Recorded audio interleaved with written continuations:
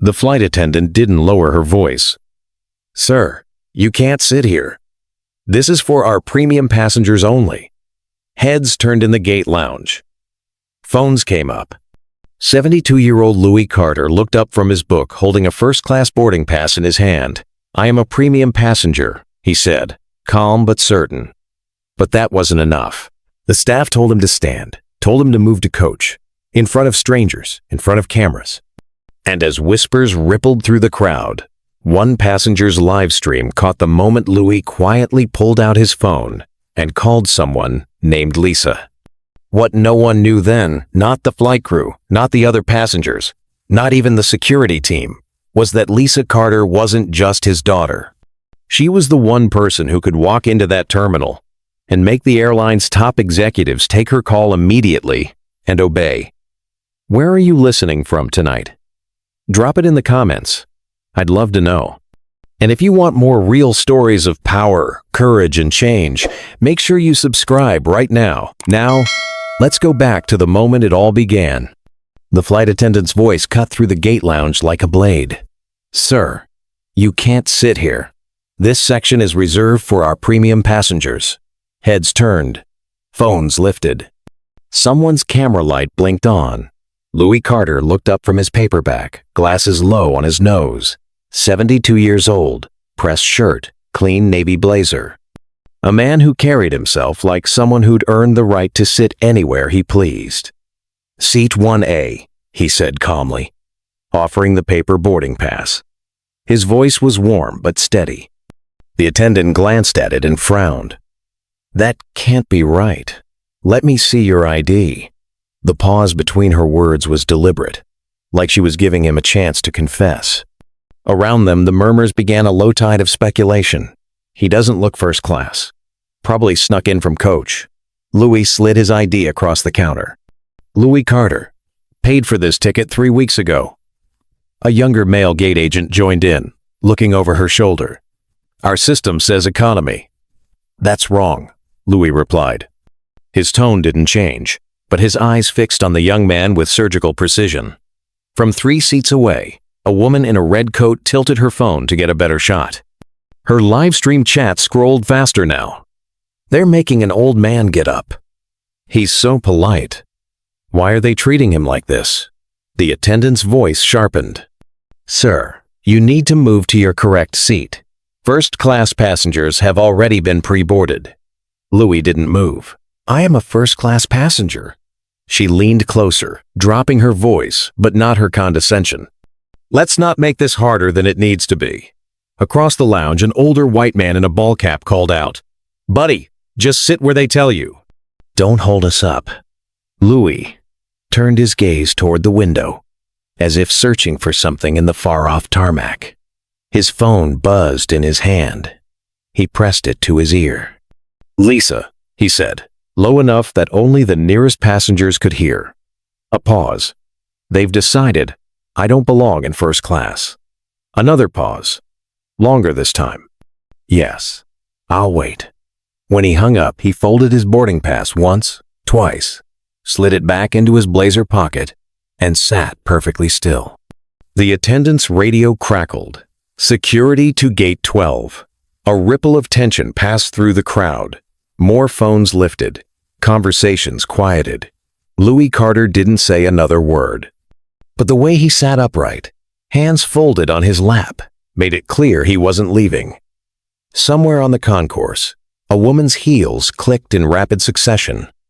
Whoever she was moving fast, and Louis Carter was waiting for her. The gate lounge felt different now, not louder, quieter, in that brittle way a room gets when everyone is holding their breath.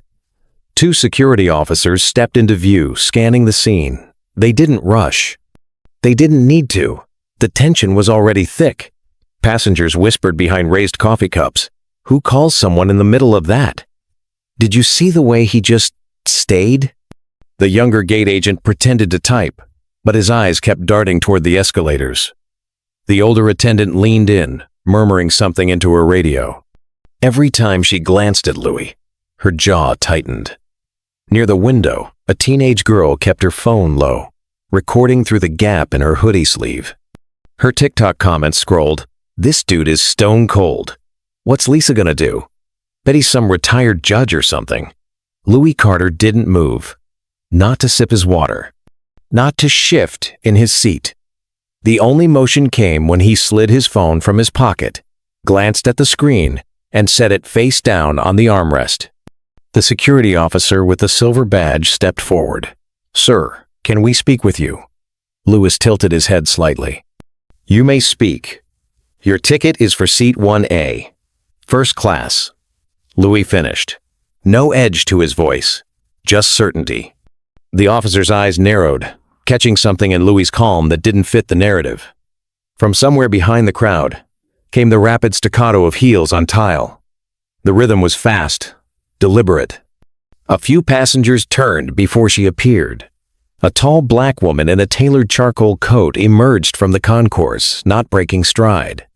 Her eyes swept the room once, taking in every face, every phone, every uniform. The gate agent's mouth opened. "Ma'am, this area is restricted to..." She held up one finger. Not a request, a warning. The room went still. She walked straight to Louis, bent slightly, kissed his temple. "Daddy," he smiled, just enough to crease the corners of his eyes. "Lisa." The murmurs swelled. The teenage girl's chat exploded. "That's her? She's gorgeous. And scary? Something's about to go down."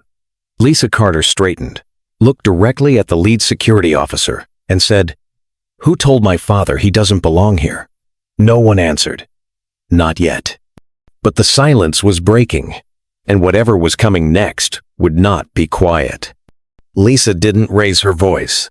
She didn't have to. "Which one of you decided to remove my father from his seat?" The older flight attendant opened her mouth, closed it again. The younger gate agent took half a step back, suddenly fascinated by the carpet pattern. Lisa's phone buzzed in her hand. She glanced at the screen, then answered. "Put them on," she said. A pause. "Activate Protocol 7. Yes, now." Her voice was steady, but the words seemed to ripple through the air. The silver-badged security officer shifted his weight like he'd just realized he was standing in the middle of something much bigger. The teenage girl in the hoodie mouthed to her camera. She said, "Protocol, protocol." Louis remained seated, watching his daughter the way a chess player watches a queen cut across the board. Lisa's gaze swept the lounge again. Phones, faces, uniforms. Every detail was logged, filed, and by the look in her eyes already weaponized. She took a step toward the counter. "Pull up the booking log for seat 1A. The gate agent stammered. "Ma'am, now." He tapped the keyboard, the monitor's reflection flickering in his nervous glasses. The screen changed once, twice. His jaw slackened. Lisa didn't even look. "Leave it open. Step aside." From the corner of the lounge, an airline supervisor approached, radio in hand. "Ms. Carter, I was just paged to good. Then you'll save us time. We're going to resolve this before boarding closes." A woman near the coffee kiosk whispered, "How does she know the supervisor's name?" Her friend shook her head. "You're not getting it. They know hers." Lisa dialed again, voice low. "Yes, I'm at gate 12. Clear my schedule for the next 90 minutes. Tell legal to prep the clause." Louis glanced up at her. "The clause?" She smiled faintly. "Just a formality, Daddy." The supervisor swallowed. "Miss Carter, what clause?" Lisa looked at her watch. "The one that makes this your last day if I choose to sign it." The hum of the terminal dimmed in an instant. Even the security officer seemed to take a step back. Boarding had not begun, and no one in that room was going anywhere until Lisa Carter was finished. Lisa didn't move from the counter. She planted both hands on the smooth laminate, not in aggression, but in absolute control. "Here's what's going to happen," she said, her tone the same one you'd use to explain a recipe. Calm, certain, impossible to misunderstand. "My father will remain in seat 1A. You will issue him an apology, and you will document every step of what happened here today." The older attendant bristled. "Ma'am, we have procedures." Lisa cut in without looking at her. "Your procedures are the reason I'm here. I don't fix problems by debating them. I fix them by changing the system that caused them." The silver-badged officer kept his eyes on her, as if sensing there were pieces on the board he couldn't see. Louis shifted in his seat just enough to ease his knee. "Lisa," he said gently, "let's not hold up the flight." She gave him a sideways glance. "Daddy, I'm not holding it up. I'm recalibrating it." A soft chime sounded from the gate agent's terminal. The young man flinched. A message scrolled across the screen, one Lisa seemed to expect without even looking. "Priority alert. Contact corporate ops level red." Lisa straightened. Good, they're awake. She tapped her phone once, twice, then pressed it to her ear. "This is Carter," she said. "We have a live incident. Gate 12. Yes, you'll want the feed running in the boardroom." Her eyes flicked to the teenage girl with the hoodie. "Keep recording," she said, just loud enough for nearby passengers to hear. Transparency helps everyone think clearly. A man in a business suit near the window whispered, "She's not bluffing." From somewhere in the concourse, the faint crackle of radios layered over one another, more staff converging. The rhythm of the lounge had changed. Every movement was sharper, every conversation clipped. Lisa ended her call, then leaned on the counter again. "I'm going to give you one chance to correct this before the next phase. That phase involves lawyers, a press statement, and an emergency shareholder briefing."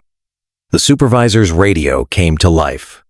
"Corporate requesting status update. Immediate." Lisa's smile was quick, precise. "Tell them status is controlled at the source." Nobody in the room missed the fact that she didn't say under control. Controlled at the source meant she was the source. And judging by the faces around her, people were just beginning to understand the stakes.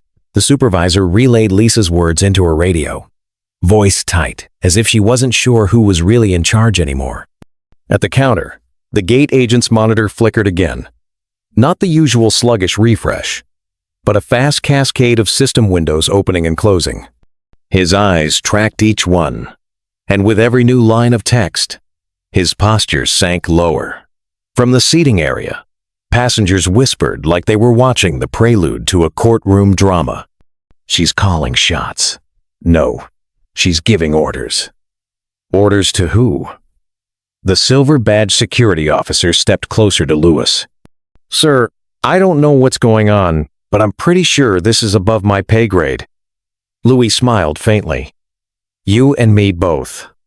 Lisa moved without haste, but every step was deliberate. She walked behind the counter as if she owned it, her coat brushing the edge of the printer tray. No one stopped her. The gate agent actually slid his chair aside. Her eyes scanned the open passenger manifest, then another screen with dense lines of booking codes. "Interesting," she murmured. The older flight attendant found her voice. "Ma'am, you can't be back here." Lisa looked up. A single eyebrow raised. "Then stop me." The attendant's jaw worked, but nothing came out. A beep from the printer. A thin strip of paper spat out. Lisa tore it cleanly, glanced at it, then set it on the counter like a calling card. "That," she said, "is the timestamp showing my father's ticket was purchased in full, first class, 26 days ago.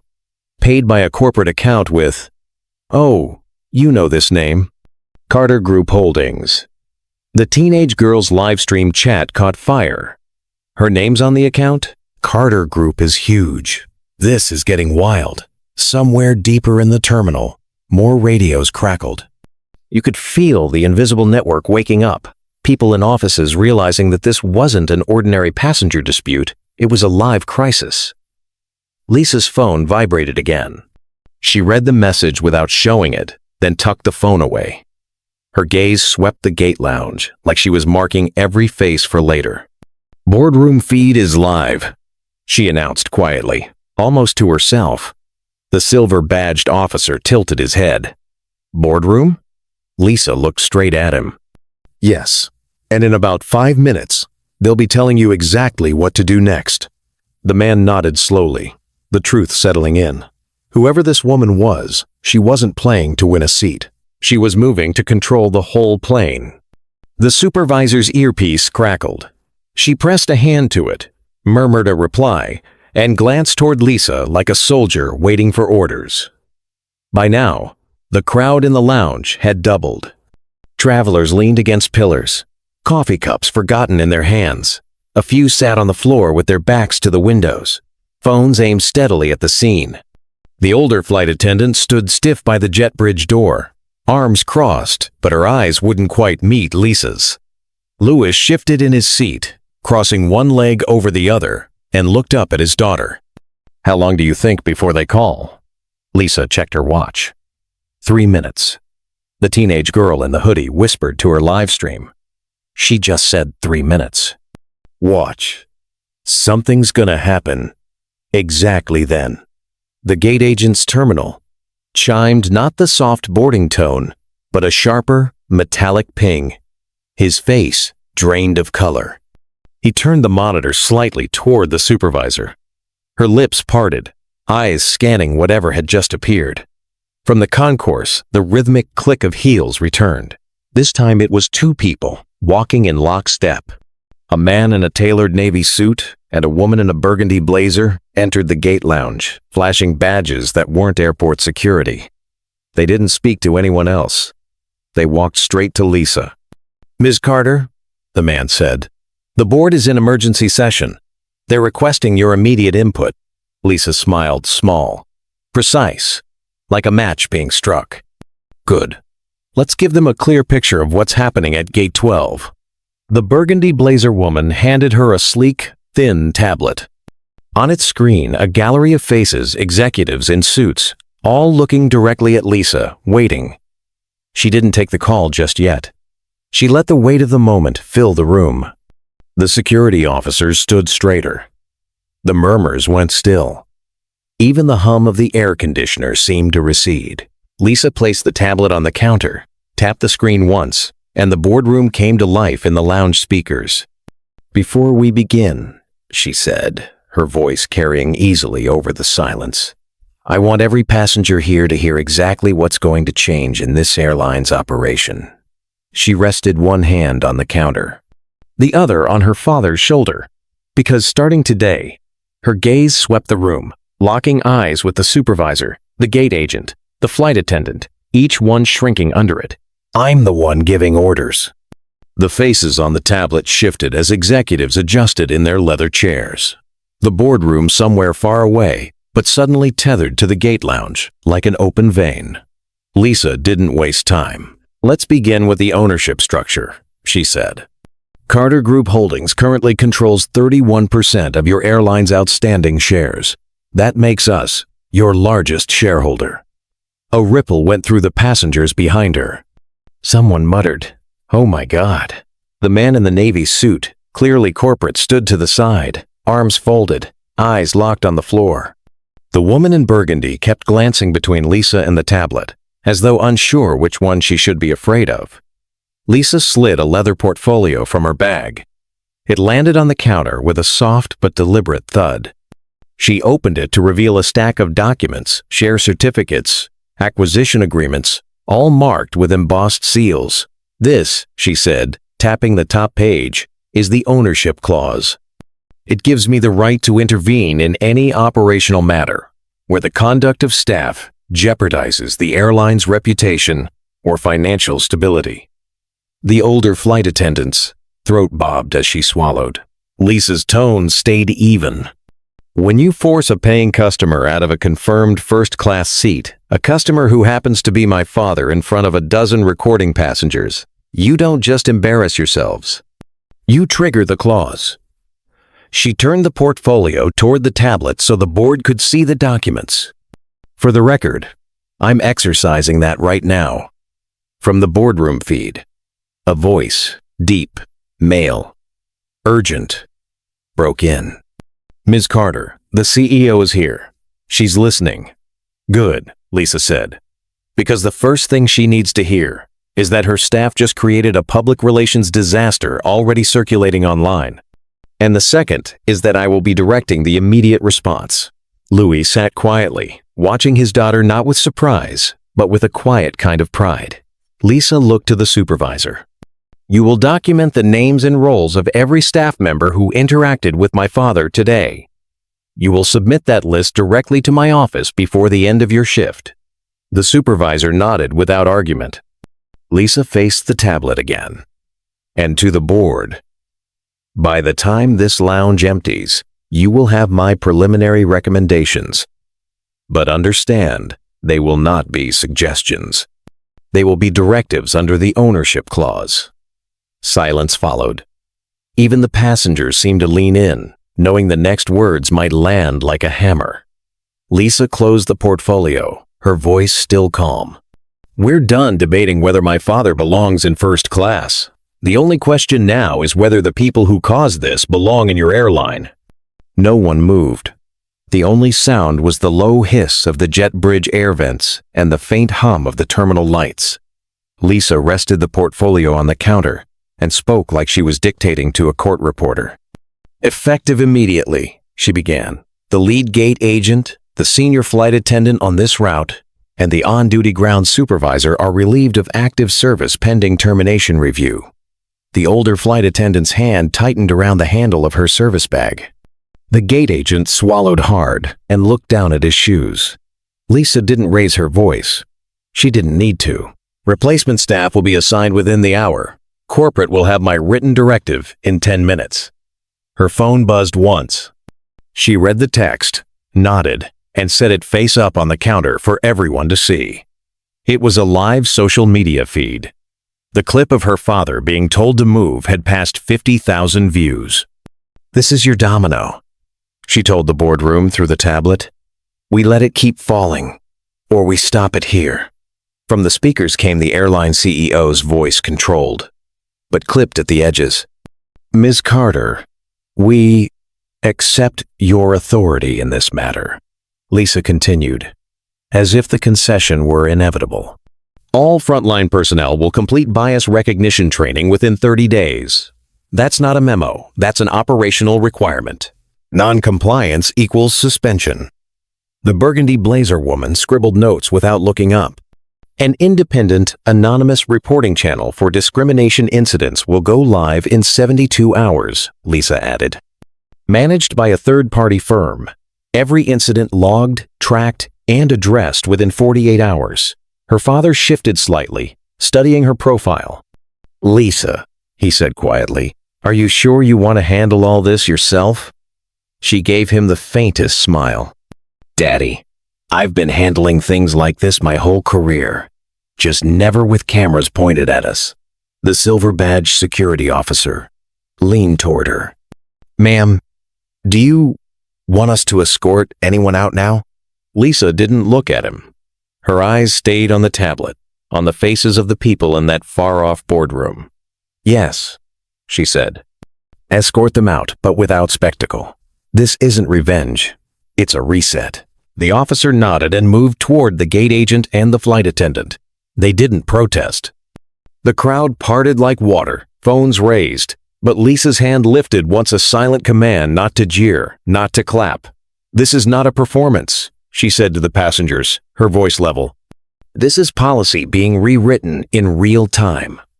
And just like that, the first domino stopped mid-fall. Within 20 minutes, the gate lounge looked less like an airport waiting area and more like a command post.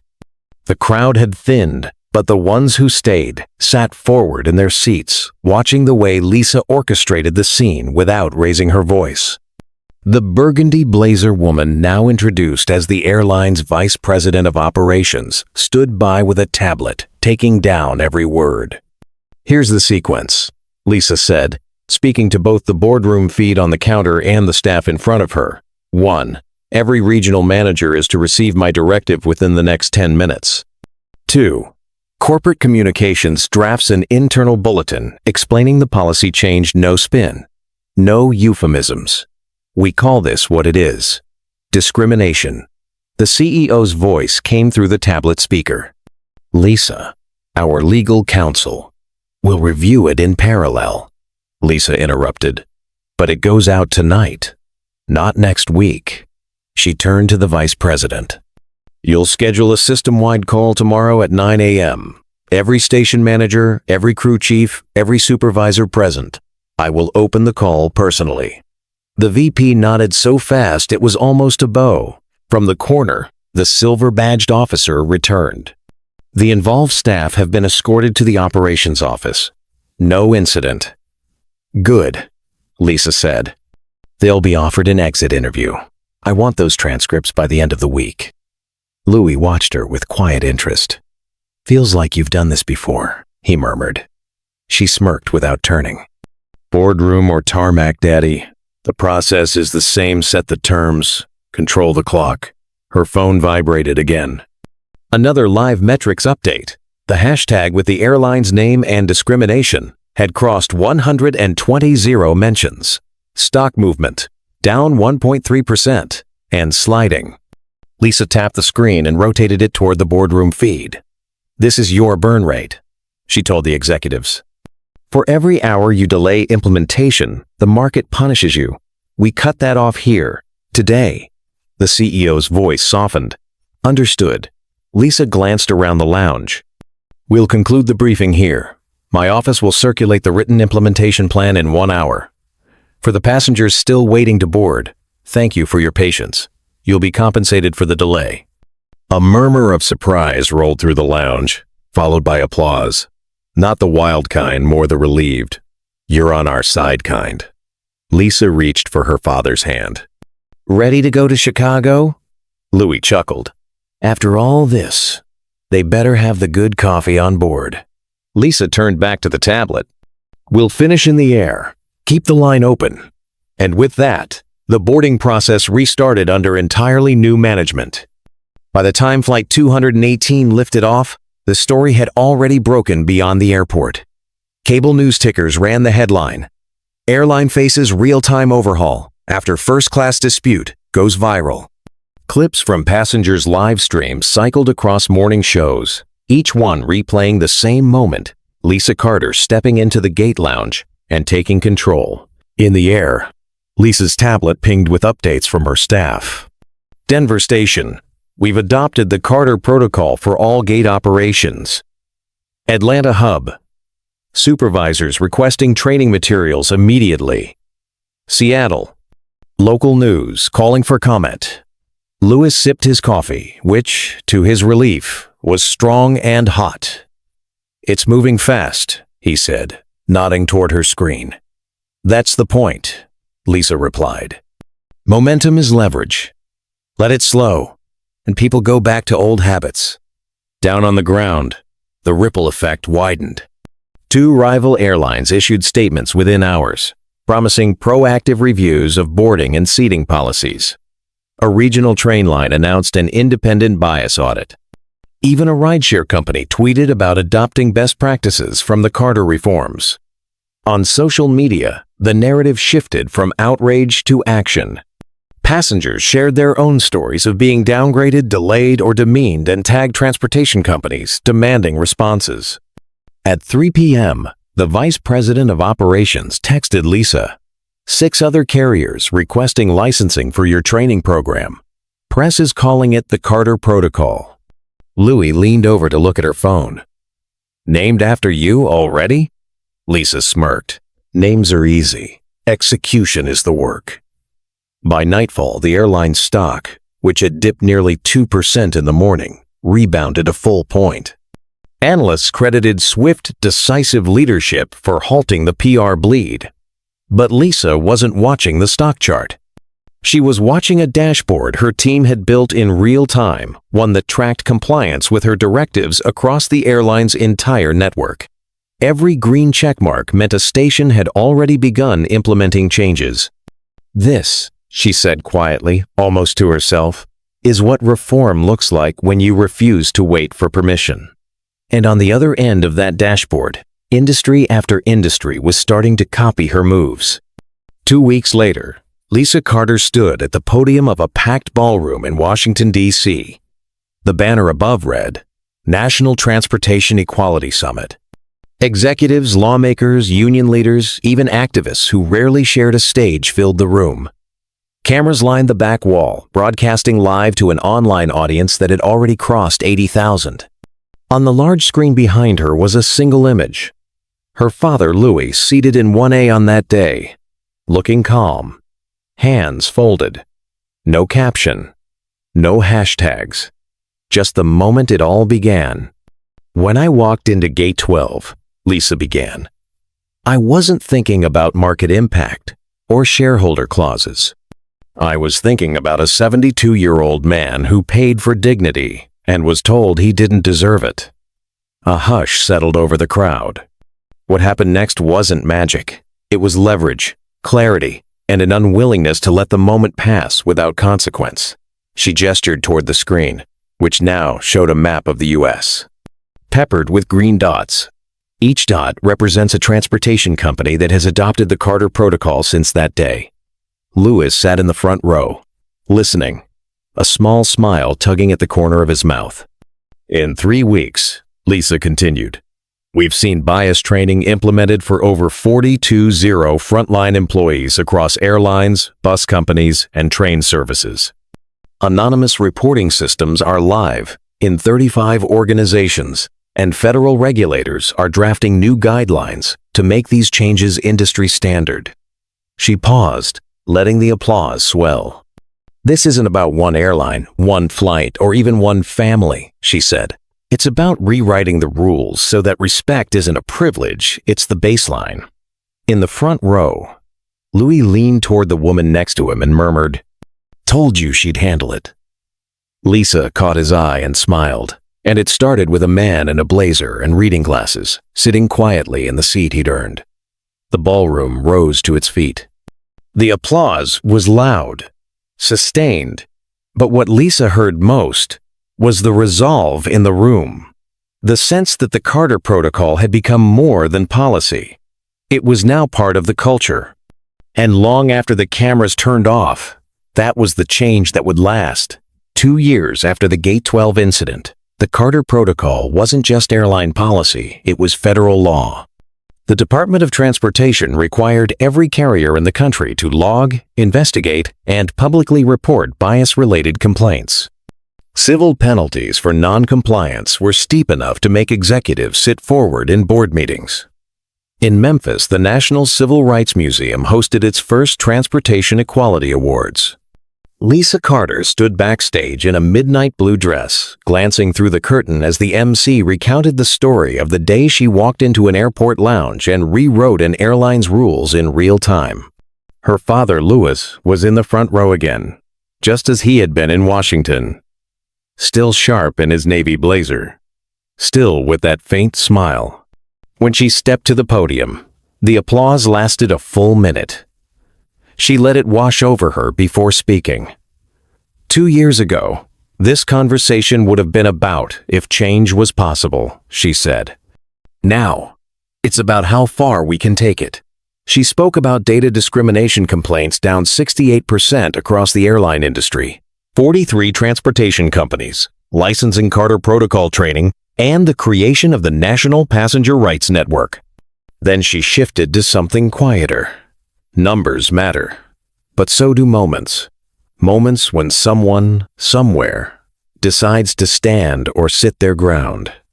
She turned slightly toward her father. That day at Gate 12, my father didn't raise his voice. He didn't leave his seat. And because of that, the rest of us had to move. The audience stood again, not in a surge, but in waves, as if letting the weight of her words settle in. Later, as they walked out together into the cool Memphis night, Louis said, "You know, Lisa, I never did finish that book I was reading." She laughed. Guess we had a different chapter to write. And as they disappeared into the waiting car, the skyline behind them lit with the soft glow of the museum. It felt less like the end of a story and more like the start of a standard. I want to thank you from the bottom of my heart for staying with me until the very end of this story.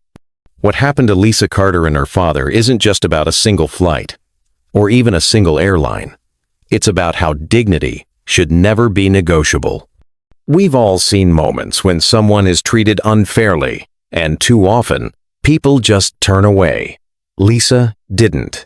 She used her voice, her position, and her courage to make sure no one else would have to fight the same battle. And that's the heart of why I share these stories, to remind you that power can be used for more than profit. It can be used for justice. If this story moved you, if it made you think, or if it gave you hope that change is possible, please share it. Leave a comment with your own thoughts or experiences. Like this video so more people can hear it. And subscribe to our channel so you never miss another real-life story that can inspire change.